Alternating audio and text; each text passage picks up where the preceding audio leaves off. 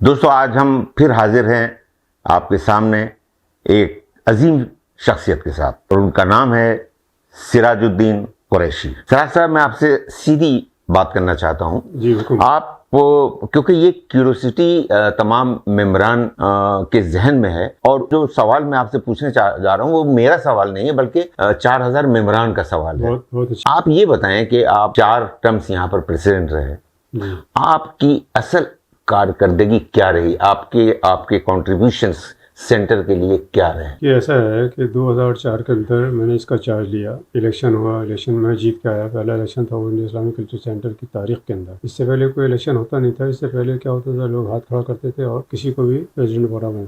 हमारे पुराने जो स्टार वर्ड्स हैं, हमारे क्या नाम है, सीनियर लोग थे, उन्होंने जो इसकी फाउंडेशन डाली, फिर उसको आगे बढ़ाया।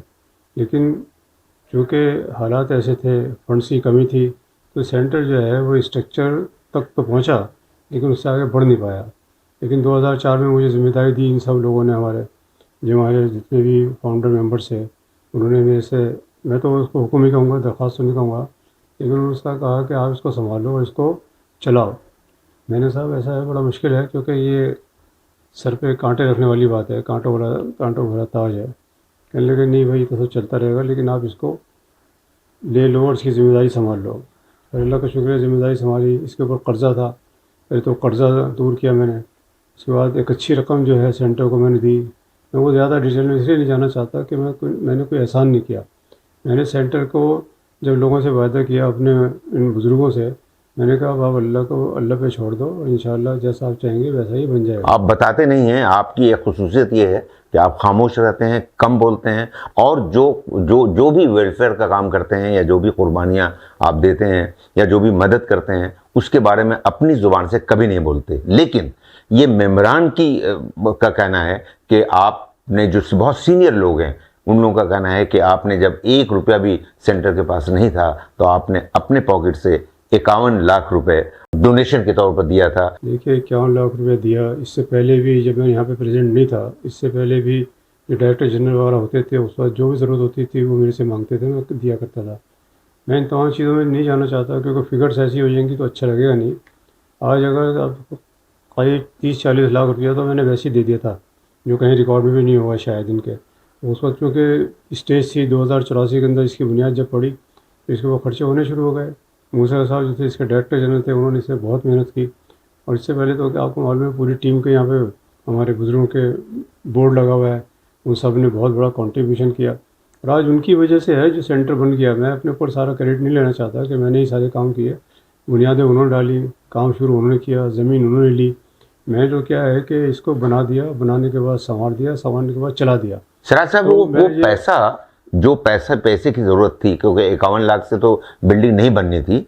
जो पैसे की जरूरत थी, वो पैसा आपने कहाँ से लोन लिया, तो वो किस तरह से आपने हासिल किया लोन बैंक से? देखिए, ऐसा है कि उस वक्त इस पर जो खर्चा एस्टिमेट लगाया है, तकरीबन 9 करोड़ रुपया खर्चा होना था इसको पूरे प्लांट को कंप्लीट करने के लिए। तो मैंने सबसे पहले अपना कंट्रीब्यूशन दिया, जो भी मैं दे सकता था। 51 लाख रुपये दिया, 50 लाख जो है उसको लोन दिया। फिर उसके बाद जो इससे पहले देता था वो अलग छोड़ दीजिएगा। हमारे सैयद साहब जो हैं बॉम्बे वाले, उनका बड़पन है, उन्होंने करीब 1 करोड़ 60 लाख रुपया दिया। सुल्तान जो हैं क्या नाम, ओमान के, उन्होंने करीब 1 करोड़ से ऊपर रुपया दिया। फिर उसके बाद क्योंकि पैसे की कमी थी, मैंने मेंबरशिप बढ़ाई, मेंबरशिप से जो है पैसा वसूल किया।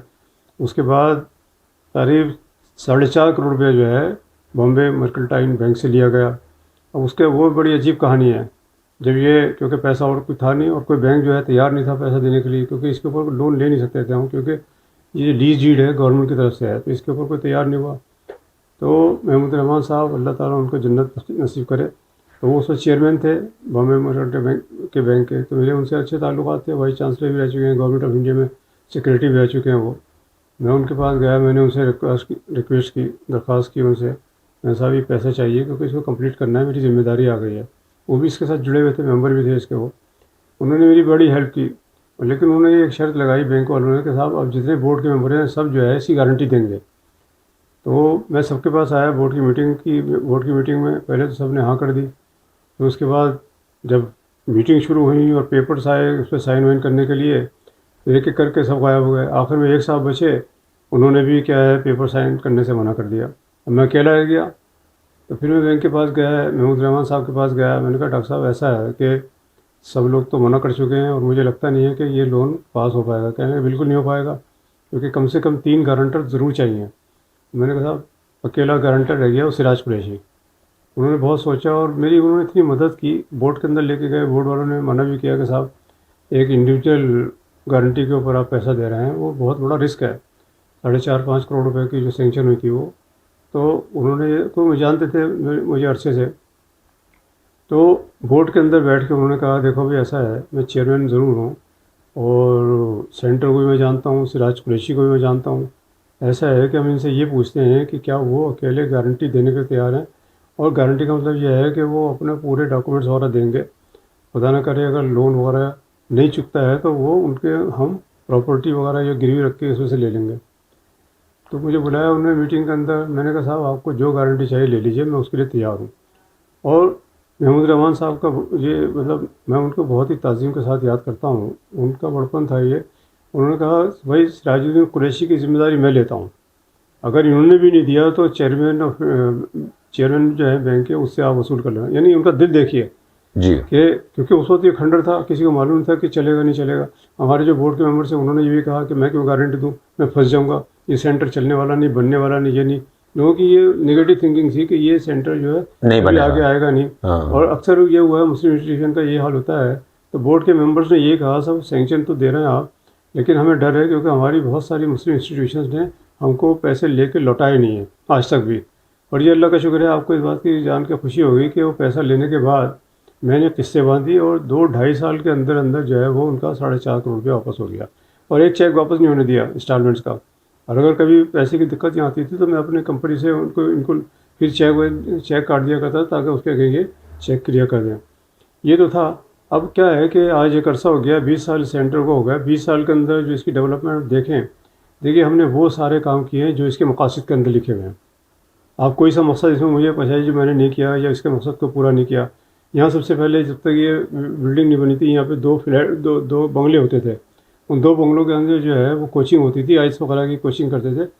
अल्लाह तो उनको जन्नत नसीब करे। हमारे क्या नाम है, चौधरी आरिफ साहब होते थे, उनका बहुत बड़ा कंट्रीब्यूशन है, वो सेक्रेटरी भी थे इसके। और उन्होंने यहाँ पे क्लासेस लगवाई और बच्चों को पढ़ाया। 2 मतलब चरपाइयाँ पड़ी हुई होती थी और दरियाँ बिछी हुई होती थी, उसी को लोग बच्चे तैयारी करते थे। बहुत सारे IAS ऑफिसर, IRS ऑफिसर और IPS ऑफिसर यहाँ से तालीम हासिल करके और तैयारी करके UPSC के एग्ज़ाम में बैठे और पास होकर आए हुए हैं। अभी भी वो हयात हैं कई उनमें से। जी। तो इस तरह से मुझे उनका जज्बा देखा मैंने। आरिफ साहब मुझे बहुत इनकरेज करते थे, मेरे मोहल्ले में रहते थे, सदर बाज़ार के अंदर, हमारा घर आसपास ही था दोनों का। तो मुझे सुबह ही सुबह आके कहते थे सिराज भाई इसको संभालो संभालो संभालो। तो अल्लाह का शुक्रिया है कि उनकी दुआएं थी और उनकी ख्वाहिश थी, तो ये सेंटर बन गया। अब इसके बाद जो इसके अंदर एक्टिविटीज़ शुरू हुई हैं, देखिए एक्टिविटीज़ के अंदर हमने बच्चों को तालीम दी। यहाँ पे बच्चों की पर्सनल डेवलपमेंट हमने कराया, यहाँ पे उनकी कोचिंग कराई बच्चों की। और आज तकरीबन 17-18 हज़ार बच्चे ऐसे हैं जो इंडिया इस्लामिक कल्चर सेंटर से तालीम हासिल करके, तालीम वो डिग्री वाली तालीम नहीं, यूनिवर्सिटी वाली तालीम नहीं है, ये वो तालीम हमने उनको दी जो अपने पैरों पे खड़े हो सके, अपनी रोज़ी रोटी से जुड़ जाएं। और वो बच्चे ऐसे थे जिनको हम लेकर आते थे। वो बच्चे आते थे क्या नाम है 10वीं और 12वीं क्लास फेल बच्चे आते थे, हमने उनको। और आज वो बच्चे इतनी अच्छी तरक्की कर गए हैं। 90% बच्चे जो हैं जब मिलते हैं तो बड़े खुश होते हैं कि साहब हमने अपना मुस्तक़बिल यहाँ इंडिया इस्लामिक कल्चर सेंटर बना लिया। हमारे एक जमा साहब हैं जो हैदराबाद से आते थे, उन्होंने उनको कोचिंग दी, ट्रेनर थे वो। तो वहाँ से ये सब चीज़ें शुरू हुई। हमने क्या क्या प्रोग्राम किए, देखिए पर्सनल डेवलपमेंट हो गया, उसके बाद नॉलेज डेवलपमेंट हो गया, मेमोरी डेवलपमेंट हो गया, कुरान शरीफ वर्कशॉप हो गया। और इसके अलावा जो है अंग्रेज़ी की तालीम दी हमने, जो अंग्रेज़ी नहीं जानते थे। उर्दू की तालीम उनको दी जो उर्दू नहीं जानते थे। हिंदी की तालीम उनको दी जो हिंदी नहीं जानते थे। अरबी की तालीम, इस तरह की हमने जो है इस तरह की कोचिंग क्लासें करी हैं यहाँ पे। रात के 11-12 बजे तक बच्चे यहाँ पे तालीम हासिल करते थे। इसके अलावा हमारी कॉन्फ्रेंस कुरान वर्कशॉप जो है वो इतनी शानदार वर्कशॉप हमारी होती थी कि एक बच्चा जो है 3 महीने के अंदर अंदर, जिसको कुरान शरीफ के या कुरान शरीफ नहीं पढ़ना आता था, जिसको अरबी नहीं आती थी, वो 3 महीने के अंदर अंदर हमारे उस्ताद आते थे हैदराबाद से, वो भी। तो वो 3 महीने के अंदर बच्चे को ऐसी तालीम देते थे कि 3 महीने के अंदर अंदर बच्चा जो है कुरान शरीफ सीख लिया करता था। और आपको एक हैरत वाली बात बताऊँ कि एक उसके अंदर एक स्टूडेंट थी, लड़की, वो शर्मा थी, तो उसने भी हिस्सा लिया इसके अंदर क्या नाम है वर्कशॉप में कुरान शरीफ की। तो साहब आपको यकीन नहीं आएगा कि जब कुरान शरीफ का यहाँ पे आखिरी दिन हो रहा था और जब कन्वोकेशन हो रहा था, उस बच्ची को पहला प्राइज़ मिला। नॉन मुस्लिम लड़की, वो भी ब्राह्मण फैमिली से, जी उसने जो है जी। इतना सीखा कुरान शरीफ के बारे में। और जब वो आई थी तो 2-4 दिन तो बड़ी बोल रही वो, क्योंकि वो पैंट पहन के आई और वो उसको लगा मुस्लिम लड़कियाँ यहाँ पे सब बुर्का पहने बैठी हैं, तो वो एडजस्ट नहीं कर पाई। फिर उसको समझाया गया, फिर वो समझ गई। तो उसने क्या है, वही कमीज़ पैंट पहन के आती थी, कमीज़ और वो सलवार पहन के आती थी, और ये वो सब में घुल मिल गई। और उसने देखिए, जो मुस्लिम बच्चियाँ नहीं कर पाई, वो एक हिंदू बच्ची ने जो है उसके अंदर फर्स्ट प्राइज़ ले लिया। इस तरह की बहुत सारी मिसालें हैं हमारे यहाँ। जो नॉलेज डेवलपमेंट या मेमोरी डेवलपमेंट का कोर्स होता था, हमारे एक बच्चे ने रिकॉर्ड तोड़ दिया। अच्छा, हमारे इन प्रोग्राम के अंदर हर साल हम कन्वोकेशन करते थे। इन प्रोग्राम्स के अंदर कम से कम कैबिनेट मिनिस्टर को बुलाते थे हम कन्वोकेशन के टाइम पे, और कैबिनेट मिनिस्टर के साथ हाथ से ही हम लोग डिग्री दिलवाते थे हम बच्चों को। तो बच्चे आते थे, तो बड़े बड़े उस वक्त जो मिनिस्टर होते थे, किसका नाम लूँ किसका नाम लूँ, 10 मिनिस्टर्स यहाँ पे आए, चीफ मिनिस्टर यहाँ पे आए, और एम्बेसडर जो हैं यहाँ के अमेरिका के वो आए, कई एम्बेसडर भी आए, कई और कंट्रीज़ के भी एम्बेसडर को हमने बुलाया, उनको दिखाया। हमारे बड़े बड़े ऑफिसर जो है उन क्लासों के अंदर आके बैठते थे, वो भी सीख के जाते थे। हमारे यहाँ जो है मदरसे के बच्चे आते थे, मदरसे की लड़कियाँ आती थी। आप देखिए, मैं बता रहा हूँ आपको, ऐसी मिसालें हमारे पूरा रिकॉर्ड मौजूद है। ऐसी बच्ची भी आती थी, छोटी छोटी सी, उनको सिर्फ शौक़ होता था होता क्या है। अब एक लड़की 8वीं 9वीं क्लास की जो थी, वो आई मदरसे से, बुर्का होने बिल्कुल सिमटी हुई।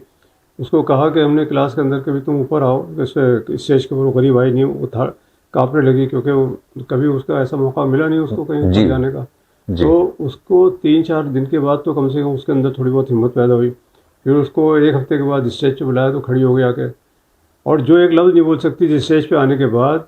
जब हमारे कोर्स ख़त्म हुए 3-4 हफ्ते के बाद, तो ख़ास तौर पे वो जो थी अंग्रेज़ी के अंदर स्पीच देने लगी। ये अच्छा। रिकॉर्ड मौजूद है सारा। हाँ हाँ हाँ। केजरीवाल साहब आए, उन्होंने देखा बच्चे जो है बोल रहे हैं, इतना शानदार उन्होंने डेमोन्स्ट्रेशन दिया बच्चों ने। अच्छा, इसके अलावा क्या है कि हम लोग जुडिशरी की तैयारी कराते हैं, एग्ज़ाम की, पुलिस ऑफिसर की तैयारी कराते हैं। इसके बाद जो क्लैरिकल जॉब्स होती हैं गवर्नमेंट के अंदर, वो कराते हैं। ये हमने बहुत सारे कोशिश कराए हैं। अब आ जाइए यूपीएससी के एग्ज़ाम पे। यूपीएससी के एग्ज़ाम हमने इतने कराए हैं, इतनी मेहनत कराई है। बच्चे कुछ क्वालिफाई कर गए, अगर वो आईएएस में नहीं गए तो आईआरएस में चले गए, या वो आईपीएस में चले गए। कुछ बच्चों ने क्वालिफाई किया, लेकिन मेरी उससे तसल्ली हुई नहीं। इसके अलावा हमने बहुत सारे बच्चों को वजीफ़े दिए, बहुत सारे बच्चों को तालीम हासिल करने के लिए हमने उनको बाहर तक भेजा। ये सारी की सारी जो चीज़ें हैं, और हमने कोई मौका छोड़ा नहीं जब कोई कॉन्फ्रेंस नहीं हुई। हमने यहाँ पे हमारे बड़े बड़े मुफ्ती आ गए, ओमान से क्या नाम है, जॉर्डन से आ गए, आपके इजिप्ट से आ गए, या कोई सऊदी अरब से आ गए। अब इमाम हरम को बुला लेना कोई इतना आसान था साहब? बड़ी इमाम बात हरम थी, बहुत बड़ी कहीं बात। जाते नहीं है वो। आज उनका जो मर्तबा है, जो उनका मकाम है, जो उनकी इज़्ज़त है, आप यकीन नहीं करोगे। जब यहाँ आए वो, तो पूरा सड़कें भर गईं, लोग छतों पे चढ़ गए उनको देखने के लिए, मिलने के लिए। जी। हमने इतनी मुश्किल से उनको बाहर निकाला। हम पुलिस आई, पुलिस निकाल के ले गई, पुलिस की कई गाड़ियाँ हैं, उनको निकाल के ले गई। तो ये एक बहुत बड़ी इज़्ज़त जो है सेंटर को मिली। बड़े बड़े मुफ्ती आए, उन्होंने इतने अच्छे अच्छे यहाँ प्रोग्राम दिए। हर साल यहाँ पे हम जो है कुरान की तिलावत कराते हैं, ख़ासतौर पर रमज़ान के महीने के अंदर। रमज़ान की तरावी यहाँ पे होती हैं। रमज़ान की क्या नाम है, ये हम लोग इफ्तार कराते हैं। यहाँ पे सैकड़ों लोग आते हैं जो इफ्तार करते हैं। नमाज का पूरा पूरा इंतज़ाम है। यहाँ पे कोई भेदभाव नहीं है हिंदू में और मुसलमान के अंदर। बहुत सारे हिंदू आते हैं यहाँ पे, वो कहते हैं कि हमको आके यहाँ पे इतना सुकून मिलता है। कोई भी प्रोग्राम करते हैं वो बड़े खुश होकर जाते हैं। हमारे यहाँ आपको मालूम है 6 बहुत ख़ास प्रोग्राम होते हैं, जिसके अंदर 15 अगस्त हो गया, 26 जनवरी हो गया, ईद मिलन हो गया, दिवाली मिलन हो गया, क्रिसमस का त्यौहार हो गया, और गुरपूरा का त्यौहार। ये 6 फेस्टिवल मनाते हैं। ये ऐसा इंस्टीट्यूशन है हिंदुस्तान के अंदर, शायद कोई मुझे इसकी मिसाल आज तक नहीं दे पाएगा कि इससे बढ़ के किसी के पास, जो मेजॉरिटी के अंदर माइनॉरिटी के मेंबर्स हों। 20% जो है हमारे गैर मुस्लिम जो हैं वो मेंबर हैं। हमारे हिंदू भाई क्रिश्चियन हो गए, सरदार हो गए, 20% है। आप दुनिया के अंदर कोई मुझे ऐसी मिसाल नहीं दे सकते किसी भी तंजीम के अंदर 20% या 10% भी, अगर क्रिश्चियन सोसाइटी है तो उसके अंदर कोई मुस्लिम हो या हिंदू हो या सिख हो, कहीं ऐसा नहीं मिलेगा। आप सिखों से पूछ लीजिए, हिंदुओं से पूछ लीजिए, क्रिश्चियन से पूछ लीजिए, किसी से पूछ लीजिएगा, लेकिन ये तादाद आपको कहीं मिलेगी नहीं। मैंने इस डेकोरम को बरकरार रखने की पूरी कोशिश की। यहाँ पे क्या है, डेमोक्रेटिकल जितने यहाँ पे चीज़ें हैं उनको मेंटेन किया, और आज लोग इतने खुश होते हैं। आज मुझे तकरीबन 20 साल से ऊपर हो गए हैं यहाँ पे, अभी इलेक्शन का दौर चला, लेकिन क्या है कि इन तमाम चीज़ों के बावजूद मैंने बहुत कुछ सेक्रीफाइस किया यहाँ पे आके। मैंने इसको सेंटर को बिज़नेस दिया। आज बिज़नेस देखते हैं 8-9 करोड़ रुपया सेंटर का जो है फिक्स डिपॉजिट के अंदर पड़ा हुआ है, और ये ज़्यादा भी हो सकता था अगर सब लोग हमारे वोट के जो थे वो इंटरेस्ट लेते, लेकिन सारा बर्डन जो है सिराज कुरैशी पे आता था। इनका भी रवैया ये रहता था हमारे वोट के लोगों के, भाई नाम इसका होना है, यही करेगा। तो सिंगल हैंडेडली मैंने बड़े बड़े प्रोग्राम कर दिए। तो आप देखिए प्राइम मिनिस्टर यहाँ आ गए, प्रेसिडेंट्स यहाँ आ गए, कैबिनेट मिनिस्टर यहाँ आ गए, किंग्स यहाँ आ गए, और क्या नाम दूसरे कंट्री के यहाँ पे प्रेसिडेंट्स आ गए। तो ये सारे के सारे programme India Islamic culture centre का नाम जो है कहाँ से कहाँ पहुँच गया दुनिया के अंदर। India Islamic culture centre Hindustan के अंदर अभी अभी फंक्शन हुए, क्या नाम है, सेक्रेटरी जनरल है सऊदीया से ईसा साहब, उन्होंने आके देखा सेंटर में, उनका इतना ज़बरदस्त इस्तकबाल हमने किया। उनके फ़ोटो भी आप बाहर देख सकते हैं, लगे हुए हैं। हमारे क्या नाम है NSA साहब अजीत डोभाल साहब जो थे वो हमारे चीफ गेस्ट थे, बल्कि ये प्रोग्राम जो है प्राइम मिनिस्टर के कहने पर किया गया था। इसी तरह से इंडोनेशिया का vice prime minister, deputy prime minister, उनका हमने अच्छा इस्तकबाल किया। इसके अलावा जो अरब कंट्रीज़ के डेलीगेशंस आते हैं इंडिया इस्लामिक कल्चर सेंटर के अंदर, उनको भेजा जाता है। गवर्नमेंट की तरफ से भी रिकमेंडेशन आती है कि इंडिया इस्लामिक कल्चर सेंटर में जाइए और ये सिराज कुरैशी से कहिए वो इनका इस्तकबाल करें और इनको जो है इनसे मीटिंग करें, कॉन्फ्रेंस करें, जो भी कुछ होता था वो सब हमने किया और करते हैं, आज तक भी करते चले आए हैं। देखिए कोई एम्बेसडर ऐसा नहीं है, यहाँ पे हमारी बहुत सारी एम्बेसीज हैं, सारे एम्बेसडर्स यहाँ पे आ चुके हैं, वो अपने प्रोग्राम करते हैं। उनके लोकल कल्चरल प्रोग्राम होते हैं जो वो यहाँ पे करते हैं आके, यहाँ पे अपने नेशनल डे मनाते हैं आके। बड़ी बड़ी एम्बेसियों की बात नहीं कर रहा, लेकिन जो रीजनेबल मिडिल क्लास वो हैं वो आते हैं अपने प्रोग्राम करते हैं। यानी कोई ऐसी चीज़ जो ऐसा प्रोग्राम यहाँ पे नहीं किया हो। दूसरा यह है कि हर सरकार ने जो है इंडिया इस्लामिक कल्चर सेंटर को रिकग्नाइज़ किया है, इसकी शनाख्त जो है उनकी नज़र में बहुत अच्छी है और उन्होंने ऐसे अच्छे तरीके से, कोई मैं किसी भी महकमे में जाऊँ, कहीं भी डिपार्टमेंट में जाऊँ, कोई इंडिया इस्लामिक कल्चर सेंटर की बुराई नहीं कर सकता, क्योंकि वो सब जो जुड़े हुए हैं, IAS ऑफिसर भी हैं, IPS ऑफिसर भी हैं, दूसरी एलाइड सर्विसेज के लोग भी इसके अंदर जुड़े हुए हैं, सब लोग जानते हैं। अब पुलिस वाले जो हैं उनको मालूम है यहाँ पे आज इतना अच्छा एक माहौल है कि हर आदमी यहाँ पे वो अपने आप को बड़ा फ़ख्र महसूस करता है कि मैं इंडिया इस्लामिक कल्चर सेंटर का मेंबर हूँ। और ये अल्लाह का शुक्र है, मेरे इस 20 साल के उसके अंदर, उस वक्त जब मैंने इसका चार्ज लिया था तकरीबन 750 मेंबर्स है, आज जो है 4000 से ऊपर मेंबर जो है इंडिया इस्लामिक कल्चर सेंटर के हैं और बावकार मेंबर्स हैं, बहुत अच्छे मेंबर्स हैं। लेकिन क्या है कि हमारे कुछ लोगों ने कदर नहीं की इसकी, उसके लिए मैं भी समझता हूँ अपने आप को जिम्मेदार हूँ, क्योंकि मैं जिन लोगों के साथ बैठा था, जो बोर्ड के अंदर लोग बैठे थे, उनको ये अच्छा लगता नहीं था, क्योंकि उनको ये लगता था ये सिराज जो है वो सारी। अब आप ये देखिए, जब इसको बनाना शुरू किया 2004 के अंदर, तो मैंने एक वायदा किया है कि इसको मैं 1.5 साल के अंदर अंदर इंशाल्लाह पूरा कर दूँगा। रात दिन मेहनत की, सुबह रात ये सब, सर्दी के अंदर भी बाहर ठिठर रहे बैठ के, गर्मी के अंदर जो है यहाँ पिघलते रहते थे, गर्मी हो रही है, सर्दी के अंदर, गर्मी के अंदर, बरसात के अंदर, क्योंकि मेरे पास टीम बहुत अच्छी थी उस वक्त काम करने की। अब ये इसलिए खंडर को जो है, जो ऐसा लगता था ये जंगल में हम लोग यहाँ से गुजरते थे जब लोग, तो बड़ी शर्म आती थी हमको भी, मुझे भी शर्म आती थी। और हमारे कई वज़ीरों ने, कई वज़ीर आज़म ने मेरे से कहा भाई इसको बना लो, गवर्नमेंट ने भी कहा बना लो, क्योंकि इतना टाइम हो गया था। इसकी जब अलॉटमेंट हुई थी तो उसमें लिखा हुआ था इतने दिन के अंदर अंदर आपको प्रोजेक्ट कंप्लीट करना है, और वो अल्लाह का शुक्र है कंप्लीट हो गया। मैं इसके अंदर दाद देता हूँ अब्दुल हमीद साहब को भी, जो हमदर्द के बानी है, तो उन्होंने भी इसका पूरा जो इसकी फ़ी वो थी, क्या नाम है, रकम, वो उन्होंने अपनी जेब से दी, बाकी सब लोगों ने थोड़ा थोड़ा रकम मिलाई। तो ये सारी की सारी कहानी ऐसी है कि एक छोटा सा ख्वाब सा लगता है कि ये सब चीज़ें हो गई। अब आप यहाँ से कभी गुजरते थे, इंडिया इस्लामिक कल्चर सेंटर को देखते थे, खंडर की तरह लोग मजाक उड़ाते थे हमारा। डॉक्टर ग्रंथ सिंह तो हयात हैं, डॉक्टर ग्रंथ सिंह मुझे बहुत कहते थे, अरे भाई तुम्हारे बस का नहीं है, मुसलमानों के बस का नहीं है, आप हमें दो ये ज़मीन, हम देखो क्या शानदार जगह बनाते हैं इसको। तो मुझे शर्म भी आती है। डॉक्टर मनमोहन सिंह की नॉलेज में भी ये बात है मेरे से, उन्होंने भी कहा एक बार, अरे भाई इसको बना लो, क्यों इसको वेस्ट कर रहे हो। मैंने कहा सर, अब उनको मजबूरियाँ हमारी मालूम थी। पहली बात तो यह है कि किसी भी इंस्टीट्यूशंस के लिए एक लाइक माइंडेड लोगों होना बहुत ज़रूरी होता है, और लाइक माइंडेड लोग हों तभी किसी प्रोजेक्ट को आप आगे बढ़ा सकते हैं। तो ऐसा है कि कहीं ना कहीं कोई ना कोई खुराफाती तो होता ही है, वो होता है। सिराज कुरैशी साहब, आपने जैसा कि अभी बताया, आपने अनगिनत काम अपने टेन्योर के दौरान किए, और चाहे वो हेल्थ से रिलेटेड हो या एजुकेशन से रिलेटेड हो या बहुत सारे हेल्थ के बारे में आपने बात की, हमने बहुत सारे यहाँ पे कैंप लगाए। एजुकेशन के बारे में आपको बताऊं कि हमने क्या नाम है, रोज़गार मेले की, यहाँ पे जो मल्टीनेशनल कंपनीज आती थी हमारे बच्चों को सिलेक्ट करके यहीं से लेके जाती थी, बाहर ही करते थे हम लोग जी। और हेल्थ के ऊपर हमने कौन सी कैंसर हो गया, शुगर हो गया, स्टमक प्रॉब्लम हो गई, आपकी कैंप लगाते थे आप, और कैंप लगाते, मेंबर्स आते थे अपने फैमिली। बच्चों के लिए हमने बहुत सारे प्रोग्राम किया, उनके पेंटिंग्स वगैरह के उनके वो करते थे हम लोग बच्चों को। एस कंपटीशन हमने किए, स्कूल के बच्चों को हम बुलाते थे, उनके अंदर कंपटीशन डिबेट कराते थे। उनके अंदर क्या है कि जो हमारे बच्चों के अंदर, मेरा एक बहुत अच्छा स्कूल चलता है सदर बाज़ार के अंदर, वो उर्दू मीडियम से मैंने उसको इंग्लिश मीडियम में कराया, और उनको यहाँ पे पहली बार इंडिया इस्लामिक कल्चर सेंटर में ला के एक्सपोजर दिया। उनको भी यकीन नहीं आता था। मैंने बच्चों से एक ही बात की, मैंने कहा चार दीवारी से निकल के तुम कहाँ गए हो? तो क्या है कि आप कुएं से समंदर में आए हो, दरिया में आए भी, समंदर नहीं है। तो वो बच्चे यहाँ पे आके, आप यकीन नहीं करोगे, जो बच्चे दो लफ्ज़ अंग्रेज़ी के नहीं बोल सकते थे उस स्कूल के अंदर, मैंने उनको, अपने टीचर्स को और अपने जो वो थे हमारे, तो मैंने उनसे कहा, मैंने कहा इनको सीखना है। उसके अंदर 50% बच्चे तो भाग ही गए अंग्रेज़ी का नाम सुन के, मतलब वालिदैन ने उठाए, लड़कियों की बात कर रहा हूँ मैं। तो क्या हुआ कि 1 साल के बाद, 2 साल के बाद सारी लड़कियां वापस आ गई, 650 बच्चे जो अंग्रेज़ी तालीम हो सके। और यहाँ पे मैंने कंपटीशन कराया उनके, जो बड़े बड़े स्कूल हैं, मॉडर्न स्कूल हो गए, जीपीएस हो गए, और से अच्छे अच्छे स्कूल हैं, उनके साथ मैंने उनका कंपटीशन कराया। आप यकीन नहीं करोगे, हमारे बच्चे शील्ड लेके गए यहाँ से, ट्रॉफी यहाँ से लेके गए बच्चे। तो क्या है कि आप बच्चों को इनकरेज करिए। हेल्थ के ऊपर क्या है, हमने बहुत सारी, क्या है, हमने यहाँ से एम्बुलेंस भी हमने डोनेट करी है हॉस्पिटल्स को जी। और यहाँ पे हमने जितने भी कई कई ऐसे डॉक्टर हैं जो डिवोटी हैं, वो आके यहाँ पे लेक्चर, डॉक्टर तिरहान जैसे जो हैं यहाँ पे आके लेक्चर दे चुके हैं। अच्छा। हर उसके ऊपर। तो ये सारे के सारे मैं अब कारनामे नहीं गिनवा रहा, लेकिन इंडिया इस्लामिक कल्चर सेंटर ने ये सारे काम किए हैं। दूसरे ये है कि प्राइम मिनिस्टर के ऑफिस से भी मैसेज आता है, भाई ये प्रोग्राम करना है, हम करते हैं। डेलीगेशन यहाँ आते हैं, खुश होकर जाते हैं।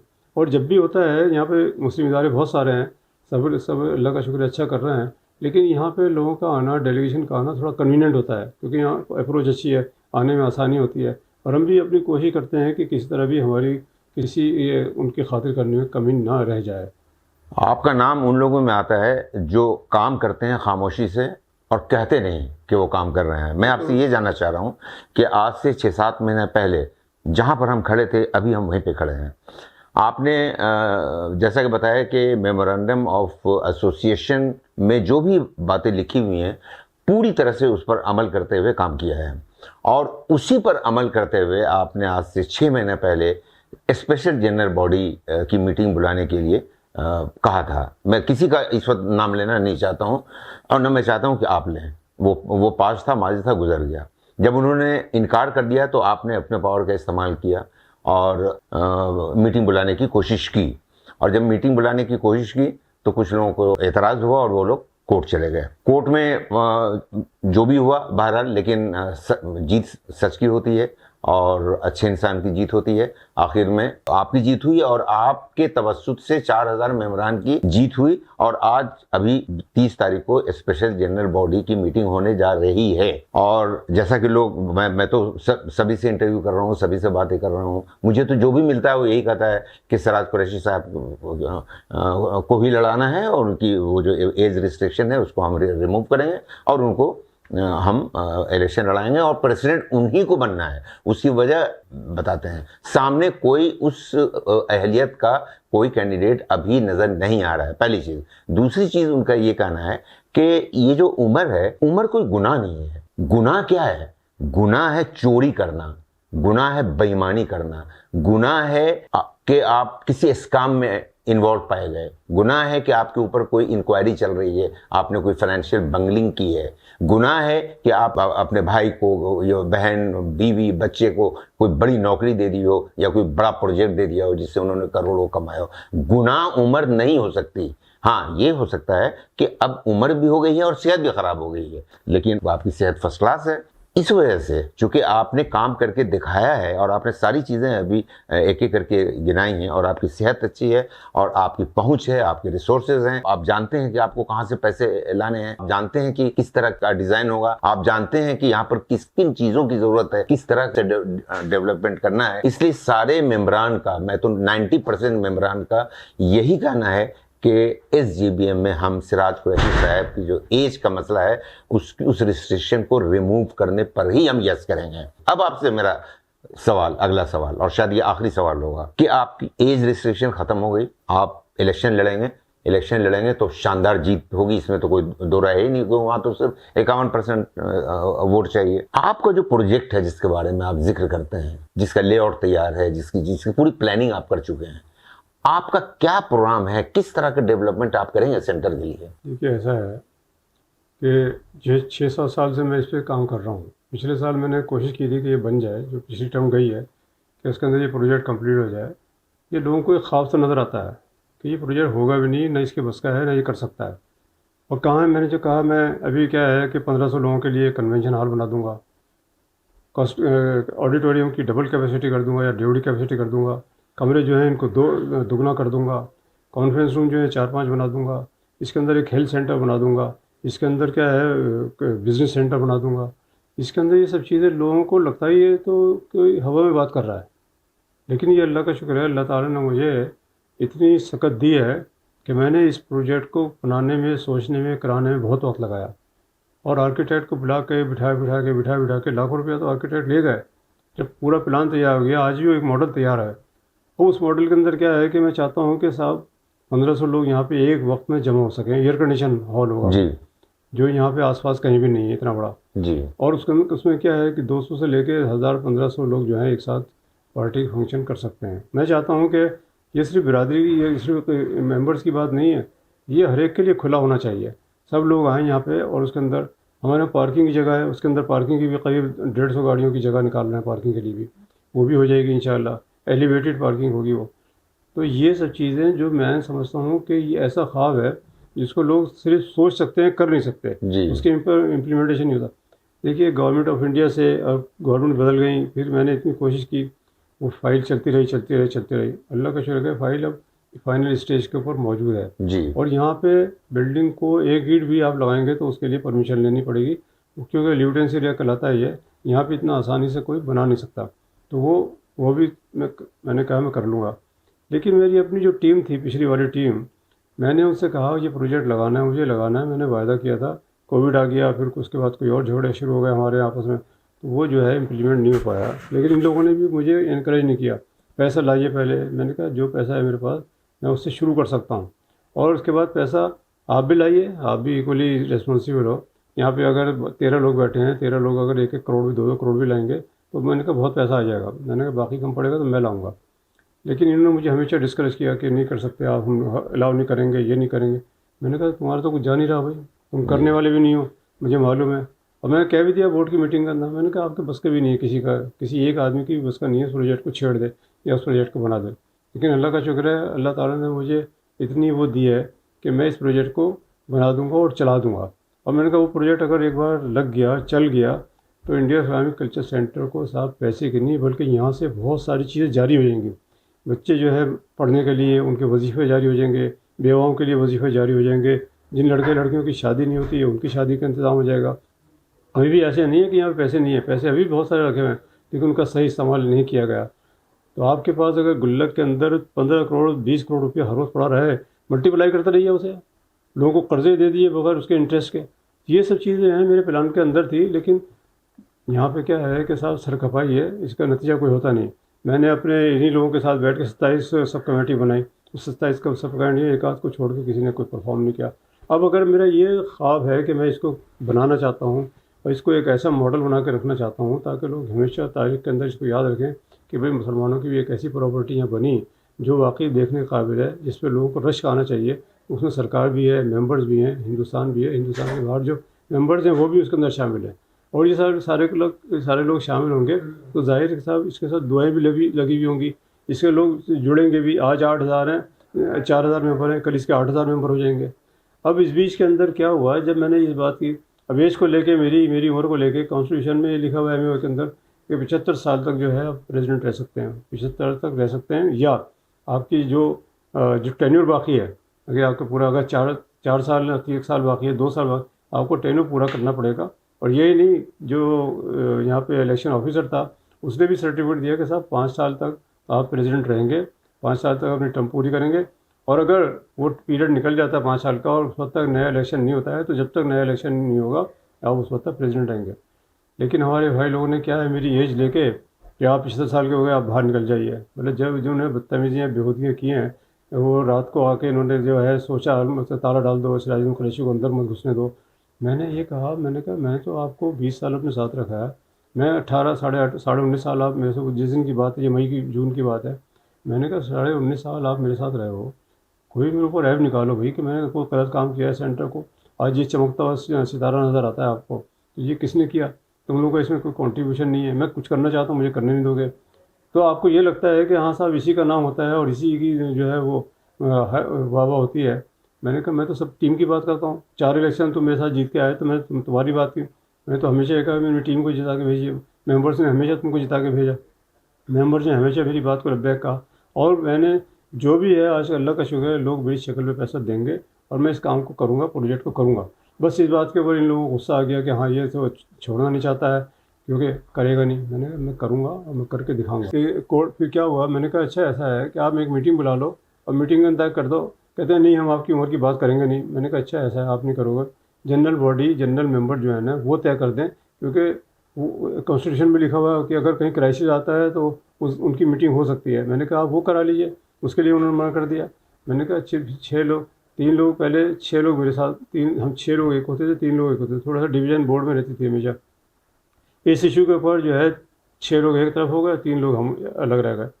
तो बहुत मैंने इनको समझाया लेकिन इनको समझ नहीं आया। फिर मैंने क्या किया, मैंने कहा मैं अपनी कॉन्स्टिट्यूशनल पावर इस्तेमाल करने जा रहा हूँ, मुझे राइट है कि मैं क्राइसिस के अंदर, इमरजेंसी के अंदर मीटिंग बुला सकता हूँ। मैंने नोटिस निकाल दिया, जैसे मैंने नोटिस निकाल दिया ये तो आगपा हो गया, चिरागपा हो गया तो कि हाँ ये क्या कर दिया इसने। झट उस मीटिंग के अगेंस्ट ये जाके कोर्ट से स्टे लिया है।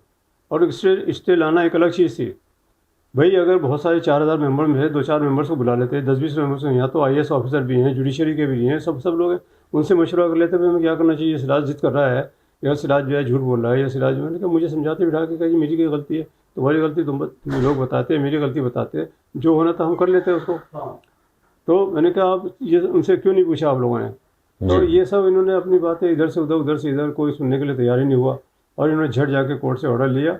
और यही नहीं किया इन्होंने, कोर्ट से भी ऑर्डर करा लिया, मेरे खिलाफ बहुत सारी बातें कर दी, मुझे क्या है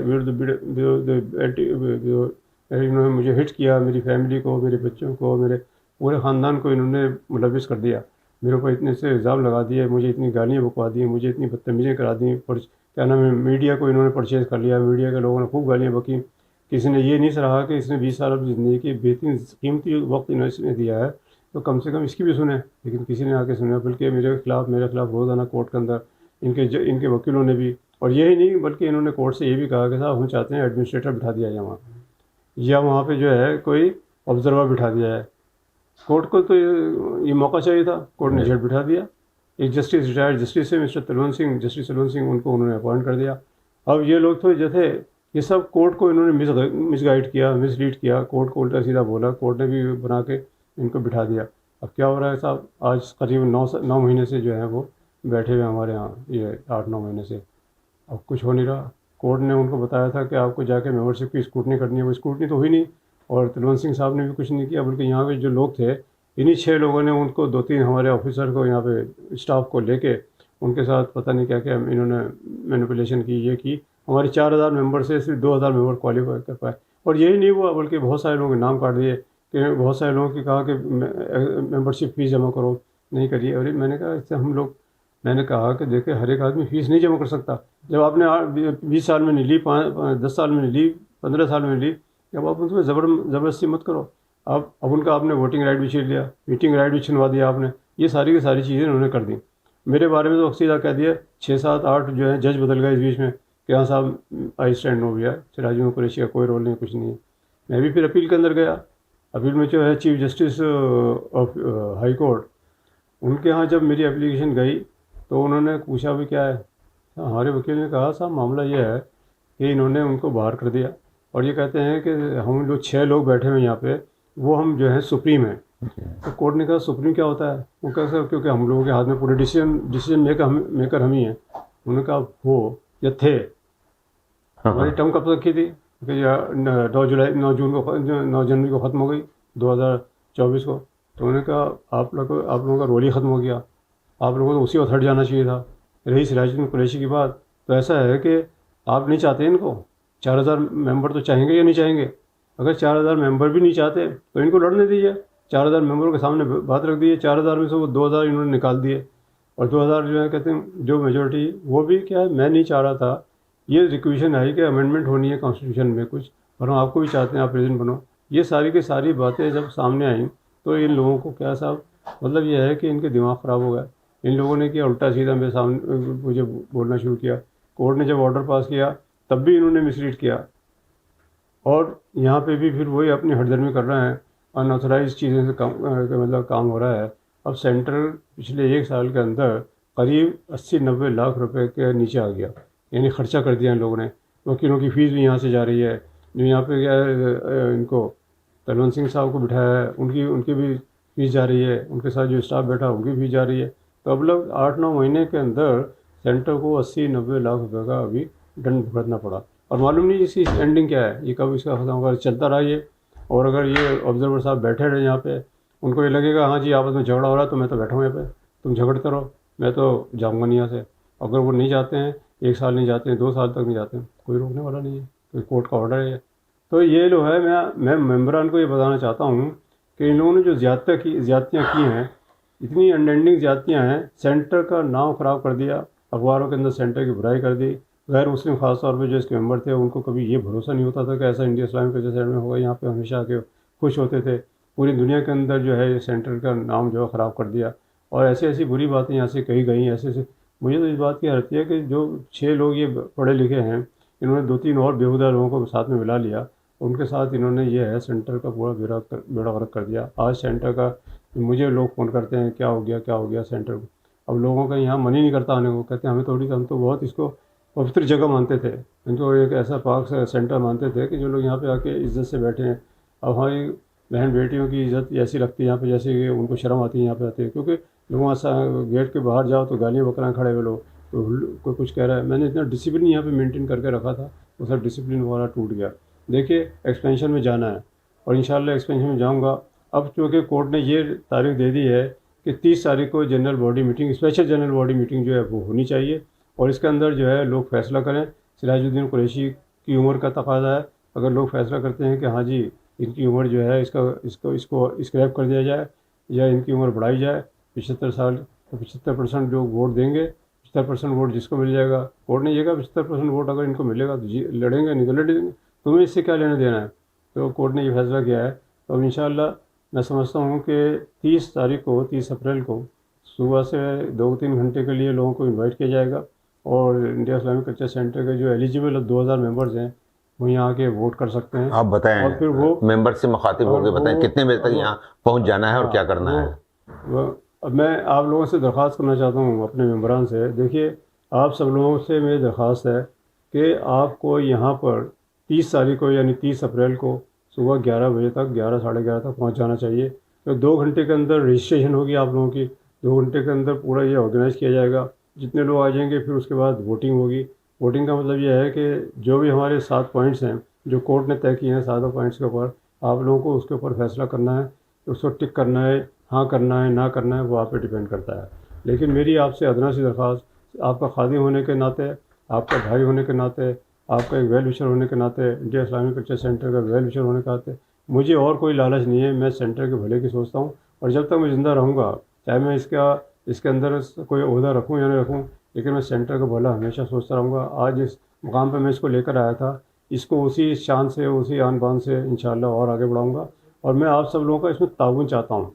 देखिए आप लोगों के लिए गलत लोग जो है वो भी घूमना शुरू कर दिया है, लोग गलत बयानी कर रहे हैं। सिराज कुरैशी जो है वो कोर्ट गया, उसने ये सब कुछ किया है, उसने पैसा मार लिया है। मैंने तो यहाँ पे कोशिश ये की है कि यहाँ की एक चाय भी नहीं पीऊँ। इसी वजह से लोगों को दुख होता है कि इसने हमको खाने नहीं दिया। आज जो सेंटर की हालत है, कोई हिसाब किताब जानने के लिए तैयार नहीं है, कोई हिसाब देने के लिए तैयार नहीं है। यहाँ पे फंक्शंस हो रहे हैं, पार्टीज हो, लेकिन किसी से पूछे अकाउंट्स के अंदर सब जो है इनके मुंह सबके सीधे हैं, इन्होंने कोई जवाब देने के लिए तैयार नहीं है। तो अल्लाह ही मालिक है जिन हालात के अंदर सेंटर आज खड़ा है। अगर यही लोग ये बैठे रहे तो अल्लाह मालिक है आपके सेंटर का। मैं तो आप लोगों से यही विनती करता हूँ, दुआ दरख्वास्त करता हूँ कि इस सेंटर को अच्छे तरीके से चलाने के लिए, इसकी आबो इज़्ज़त रखने के लिए आप लोगों को आगे बढ़ना चाहिए, और आपको ये देखना चाहिए कि कौन ठीक है कौन गलत है। और अगर आपको मेरे ऊपर भरोसा है और यकीन है, एतमाद है, तो आप जो है सेंटर के भले के लिए मुझे 75 साल की जो उम्र का कैद है उसको ख़त्म करिए। मेरी यही आपसे दरख्वास्त है, और मैं आप लोगों से दरख्वास्त करता हूँ ये कि आप सेंटर के भले के लिए दुआ करें, और दुआ करें कि 30 तारीख जो है आराम से निपट जाए, ताकि सेंटर की बका के लिए और सेंटर के भले के लिए हम लोग जो है काम कर सकें। हमारे जो ऑनरेबल मेंबर्स हैं उनकी सिर्फ 2 डिमांड्स हैं जी। और वो आपसे कमिटमेंट चाहते हैं। पहली डिमांड ये है कि जो रेस्टोरेंट और कॉफ़ी हाउस है और जो रूम है उसमें उनको कम से कम 25% उनको डिस्काउंट मिलना चाहिए। ये पहली डिमांड है उनकी, और उसमें उसके लिए वोट तो आप ही को मिलना है और प्रेसिडेंट भी आप ही को बनना है। और दूसरी डिमांड ये है कि सब्सक्रिप्शन का जो बोझ मेंबर्स के ऊपर डाला गया है, ये इसको आप ख़त्म कर देंगे। सब्सक्रिप्शन आप ख़त्म कर देंगे और डिस्काउंट मेंबर्स के लिए होगा रेस्टोरेंट में हर जगह। डॉक्टर साहब ऐसा है जी। कि मैंने तो हमेशा ये कोशिश की कि मेंबर्स के ऊपर कोई बोझ ना पड़े, जो सालाना फीस है वो भी ना ली जाए। पिछली कहाँ ली गई, ये तो यहाँ पे ज़बरदस्ती जो है वो ले ली गई है। अब ये ले ली गई है, जिनसे नहीं दी गई या जो नहीं दे पाए उन गरीबों को फंसा दिया उन्होंने, उनको आउट कर दिया। यानी उनको मीटिंग अटेंड करने का भी हक नहीं है, उनको वोट देने का भी हक नहीं है। तो ये इंशाअल्लाह अगर मैं वापस आता हूँ तो आज सबसे पहले मैं इसको ख़त्म करूँगा, और मैं ये कोशिश करूँगा जो पैसा आया है वो लोगों का वापस किया जाए। पहली बात मतलब जो सब्सक्रिप्शन लोगों ने जमा किया है वो आप वापस करेंगे? वापस करने की कोशिश करूँगा इंशाल्लाह। जी। दूसरा ये है कि जो लोगों को ये लगता है कि सेंटर के अंदर हमारे लिए सेंटर के अंदर देखिए सारी फैसिलिटीज़ लोगों के लिए मौजूद हैं, लेकिन ये ज़रूर है कि हाँ उनको ये लगता है यहाँ बैठने के लिए, क्योंकि ज़मीन हमारे पास बहुत कम है। नहीं, उन्हें डिस्काउंट चाहिए। हाँ, नहीं डिस्काउंट भी मिलेगा उनको, और कुछ इस सारा नई बिल्डिंग जो बनेगी, नया जो इसके अंदर फैसिलिटीज़ बनेंगी उसके अंदर उनको हर चीज़ का एक हक दिया जाएगा। उनको क्या है कि डिस्काउंट भी दिया जाएगा, और कई जगह ऐसी होंगी यहाँ फ्री बैठ के वो लोग अपनी, मैं यहाँ ये चाहता हूँ कि जो हमारे सीनियर लोग हैं, सीनियर मेंबर्स हैं, उनके लिए एक छोटा सा क्लब बनाया जाए, यहाँ पे एक ऐसा एरिया बनाया जाए उनके, जो शाम को आके जो है सारा दिन बैठना चाहें सारा दिन बैठे वो, और उनके लिए चाय वगैरह का जो है फ्री इंतज़ाम किया जाएगा।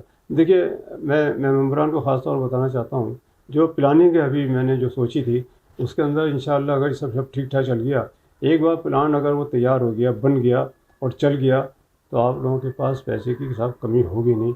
मैं आपको गिनवा दूंगा कितना पैसा हर साल आपके पास आएगा और इस कितने पैसे से कितने लोगों को इसका फ़ायदा होगा। मैंने भी गिनवाया भी है कि किन किन के लिए हम लोग इस फंड्स को इस्तेमाल करेंगे। आप अल्लाह का नाम लेके दुआ करिए मेरे हक़ में भी और सेंटर के हक़ में भी कि सेंटर जो है सेफ हाथों में रहे और अल्लाह ताला जो है हमें क्या नाम है बद नज़र से बचाए, और इस सेंटर को अल्लाह ताला जो है हमेशा ऐसी नज़रों के सामने रखे जो लोग नेक हैं उनकी उनका इसके ऊपर जो है उनकी दुआ इसके अंदर से।